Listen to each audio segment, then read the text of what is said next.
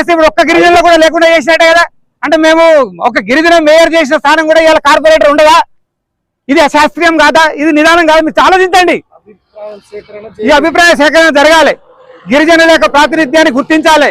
మాకు కూడా ఊర్లలో భూములు లేవు, జాగాలు లేవు అని వదిలేసి వచ్చినాం. ఇక్కడ పట్టణంలోనే బతుకుతున్నాం కాబట్టి మా సోదరులను కాపాడుకోవాలని మా ప్రాతినిధ్యం ఉండాలి. మా మీద దాడులు జరుగుతున్నాయి. ఈ రోజుల్లో అనేక కేసులు అవుతున్నాయి.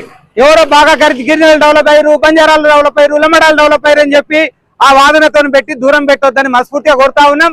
తండాలకే గిరిజనులను ప్రాతినిధ్యం చేయొద్దు. మీకు తండాల సర్పంచ్ అయ్యారు, మీరు అదయ్యారు ఇదయ్యారు అని చెప్పి తండాలకు పట్టణాలకు ముడిపెట్టొద్దు.